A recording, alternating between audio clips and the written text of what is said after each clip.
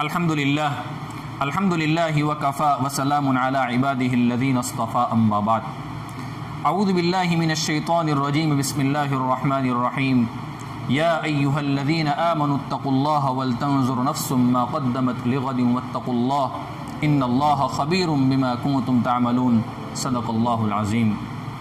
میرے دوستو، ہمارے اکابر اور ہمارے اسلاف میں ہمیں ایک بہت بڑا نام ملتا ہے، وہ نام ہے حضرت عمر ابن عبدالعزیز رحمۃ اللہ علیہ۔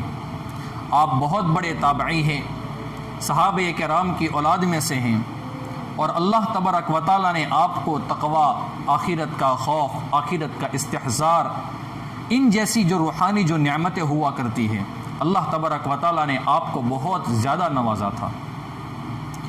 میں آپ کی خدمت میں پہلے تو آپ کی پیدائش کا واقعہ بیان کروں کہ آپ اس دنیا کے اندر کس طریقے سے تشریف لائے ہیں۔ حضرت عمر ابن عبدالعزیز رحمۃ اللہ علیہ کی پیدائش کا قصہ کچھ اس طریقے سے ہے کہ ایک مرتبہ حضرت عمر رضی اللہ تعالی عنہ رات کے وقت میں گشت کے لیے نکلے مدینے کے اطراف کے اندر، مدینے کی شہر اور مدینے کی گلیوں کے اندر۔ آپ نے اپنے دور خلافت میں لوگوں کو اس بات سے روک دیا تھا، اس بات سے منع کر لیا تھا کہ لوگ دودھ کے اندر پانی کو ملا لیں۔ آپ ایک مکان کے آگے سے گزر رہے تھے کہ ایک ماں اپنی بیٹی سے یوں کہہ رہی تھی کہ بیٹی، صبح ہونے کا وقت قریب آ چکا ہے، لوگ جاگ جائیں گے، ابھی وقت ہے، تو ایک کام کر لے کہ دودھ کے اندر پانی ملا دے۔ اس بیٹی نے یوں جواب دیا کہ اماں جان، آپ کو پتہ نہیں ہے حضرت عمر رضی اللہ تعالی عنہ جو ہمارے خلیفہ ہے، امیر المؤمنین ہیں، انہوں نے ہمیں اس سے منع کیا ہے کہ ہم دودھ کے اندر پانی ملائے۔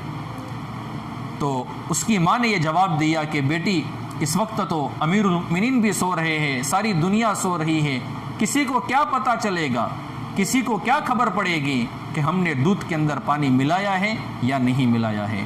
تو بیٹی نے یہ جواب دیا کہ اماں جان، بھلے ہی اس وقت عمر تو سو رہے ہو، لیکن عمر کا رب اس وقت بھی جاگتا ہے، لا یأخذہ سنۃ ولا نوم۔ حضرت عمر رضی اللہ تعالی عنہ یہ گفتگو سن رہے تھے۔ اس بیٹی کی اور اس لڑکی کی یہ گفتگو ان کو بہت پسند آ گئی۔ انہوں نے سوچا کہ یہ بہت متقیہ اور پرہیزگار مجھے لگتی ہے، اللہ کی ولیاں مجھے نظر آتی ہیں۔ صبح کو اپنے گھر پر آئے، اپنے بیٹے عاصم کو بلایا اور عاصم سے کہا کہ بیٹا، تم اس لڑکی کا پتہ لگاؤ کہ وہ کون ہے۔ حضرت عاصم گئے ہیں، انہوں نے آ کر بتایا کہ ابا جان، یہ بنو ہلال کی ایک عورت ہے۔ حضرت عمر رضی اللہ تعالیٰ عنہ نے فرمایا بیٹا تم ایک کام کرو، اس لڑکی کے ساتھ تم نکاح کر لو، وہاں پر تم نکاح کا پیغام بھیجو، مجھے اللہ تبارک و تعالیٰ کی ذات سے امید ہے، اللہ تبارک و تعالیٰ کی رحمت سے مجھے امید ہے کہ اللہ تبارک و تعالیٰ اس کے پیٹ سے ایک ایسا بیٹا پیدا کرے گا جو پورے عرب کے اوپر حکومت کرے گا، پورے عرب کا وہ لیڈر ہوگا۔ چنانچہ حضرت عاصم جو حضرت عمر رضی اللہ تعالیٰ عنہ کے بیٹے ہیں، انہوں نے اس عورت کے ساتھ نکاح کیا ہے۔ اب میں آپ کو رشتہ بتاتا ہوں۔ حضرت عاصم نے اس اللہ کی ولی اور اس اللہ کی بندی کے ساتھ نکاح کیا ہے۔ ان کے گھر پر ایک بیٹی کی پیدائش ہوئی ہے، اور اس بیٹی کا نکاح ہوا ہے عبدالعزیز ابن مروان ابن حکم کے ساتھ، اور وہاں پر پیدا ہوئے ہیں حضرت عمر ابن عبدالعزیز رحمۃ اللہ علیہ۔ میں آسان الفاظ میں اس رشتے کو یوں بیان کروں تو غلط نہ ہوگا کہ حضرت عمر ابن عبدالعزیز رحمۃ اللہ علیہ حضرت عمر ابن خطاب رضی اللہ تعالی عنہ کے پوتی کے بیٹے ہیں۔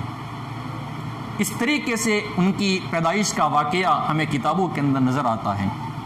اللہ تبارک و تعالیٰ نے آپ کو اپنا تعلق آخرت کا خوف بہت دیا تھا، اور حضرت عمر ابن عبدالعزیز رحمۃ اللہ علیہ اللہ تبارک و تعالیٰ سے بہت زیادہ ڈرنے والے تھے۔ آخرت کی یاد ان کے اندر کتنی تھی، میں اس کا بھی ایک واقعہ آپ کی خدمت میں بیان کروں۔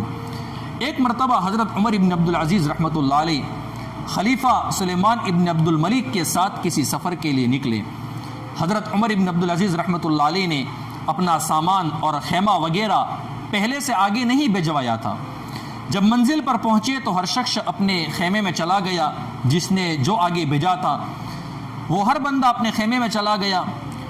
سلیمان کے لیے جو خیمہ بنایا گیا تھا، جو نصب کیا گیا تھا، وہ بھی اس میں گیا، اور سلیمان ابن عبد الملک نے دیکھا کہ حضرت عمر ابن عبدالعزیز رحمۃ اللہ علیہ کہیں نظر نہیں آ رہے ہیں۔ تو سلیمان ابن عبد الملک نے کہا کہ انہیں تلاش کرو، غالباً انہوں نے کوئی خیمہ آگے نہیں بھیجا تھا۔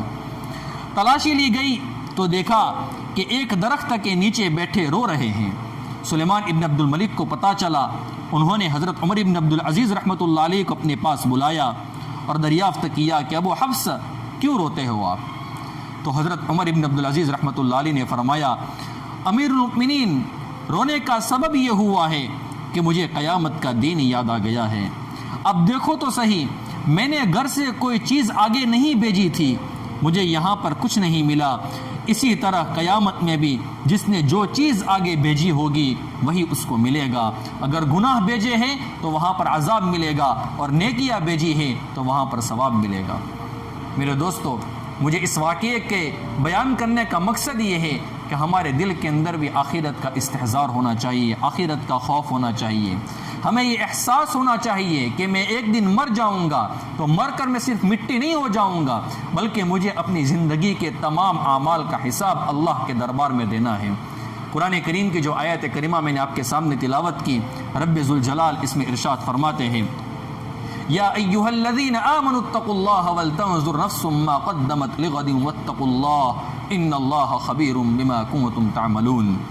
اے ایمان والو، اللہ سے ڈرو اور ہر شخص یہ دیکھے کہ اس نے کل کے لیے آگے کیا بھیجا ہے، اور اللہ سے ڈرو اور یقین رکھو کہ جو کچھ تم کرتے ہو اللہ اس سے پوری طرح باخبر ہے، اللہ کو سب کچھ پتہ ہے۔ ولا تکونوا کالذین نسوا اللہ فانساہم انفسہم اولئک ھم الفاسقون، اور تم ان جیسے نہ ہو جانا جو اللہ کو بھول بیٹھے تھے تو اللہ نے انہیں خود اپنے آپ سے غافل کر دیا۔